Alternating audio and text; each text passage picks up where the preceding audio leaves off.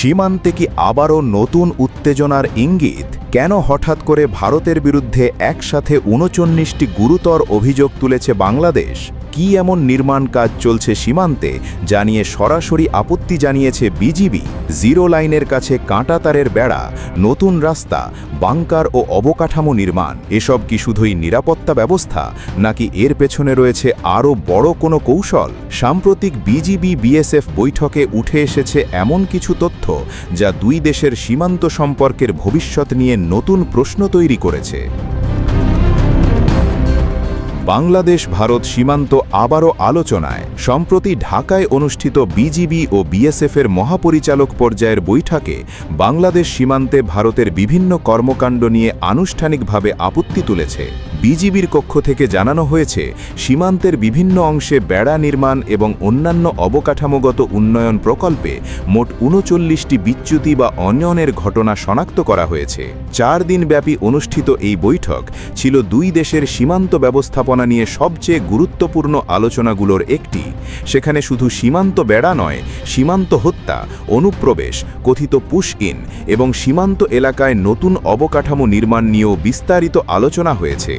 বিজিবির দাবি অনুযায়ী গত ১ বছরেরও বেশি সময় ধরে সীমান্তের বিভিন্ন এলাকায় এমন কিছু নির্মাণ কাজ হয়েছে যা দুই দেশের বিদ্যমান সমঝোতা ও সীমান্ত ব্যবস্থাপনার প্রচলিত নিয়মের সঙ্গে পুরোপুরি সামঞ্জস্যপূর্ণ নয়। বিশেষ করে সীমান্তের কাছাকাছি এলাকায় কাঁটাতারের বেড়া নির্মাণের ঘটনাগুলো নিয়ে বাংলাদেশ উদ্বেগ প্রকাশ করেছে।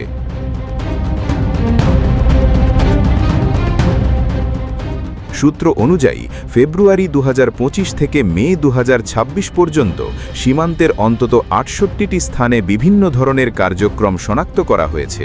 এর মধ্যে সবচেয়ে বেশি আলোচিত হয়েছে ৩৯টি বেড়া নির্মাণ বা বেড়া নির্মাণের প্রচেষ্টা। এছাড়াও নতুন রাস্তা নির্মাণ, পুরনো রাস্তা সংস্কার, সীমান্ত চৌকি নির্মাণ, সেতু, কালভার্ট এবং অন্যান্য প্রতিরক্ষামূলক অবকাঠামো তৈরির বিষয়ও আলোচনায় এসেছে। বাংলাদেশের কর্মকর্তারা বলছেন, আন্তর্জাতিক সীমান্ত ব্যবস্থাপনায় একটি গুরুত্বপূর্ণ বিষয় হল জিরো লাইন বা আন্তর্জাতিক সীমারেখার কাছাকাছি এলাকায় স্থায়ী কাঠামো নির্মাণের ক্ষেত্রে দুই দেশের মধ্যে সমন্বয় বজায় রাখা। বাংলাদেশ মনে করছে, কিছু ক্ষেত্রে সেই সমন্বয় যথাযথভাবে অনুসরণ করা হয়নি।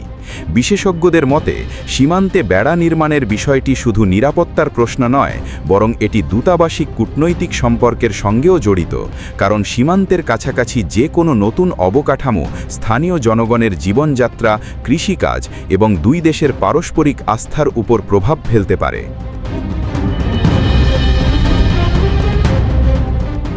এদিকে ভারতীয় পক্ষের অবস্থান হল, সীমান্তে অবৈধ অনুপ্রবেশ, চোরাচালান এবং অন্যান্য অপরাধ নিয়ন্ত্রণে আধুনিক অবকাঠামো ও নিরাপত্তা ব্যবস্থা প্রয়োজন।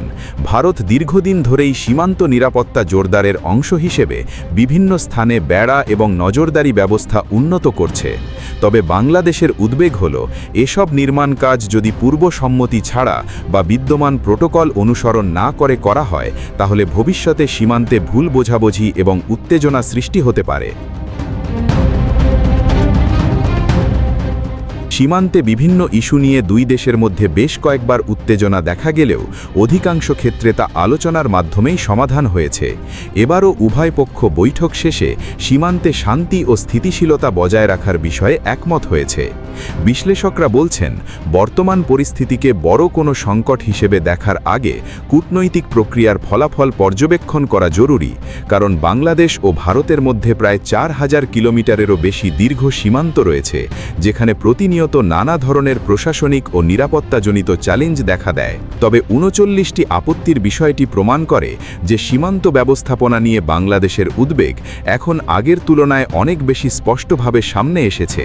আর সেই কারণেই বিষয়টি শুধু সীমান্ত নিরাপত্তার প্রশ্ন নয়, বরং দুই প্রতিবেশী দেশের ভবিষ্যৎ সম্পর্কের জন্য গুরুত্বপূর্ণ হয়ে উঠেছে। সবশেষে প্রশ্ন একটাই, সীমান্তে চলমান এই অবকাঠামো নির্মাণ কি দুই দেশের মধ্যে নতুন কূটনৈতিক আলোচনা ও সমঝোতার পথ খুলে দেবে, নাকি বর্তমান উত্তেজনা বড় কোনো জটিল দিকে নিয়ে যাবে?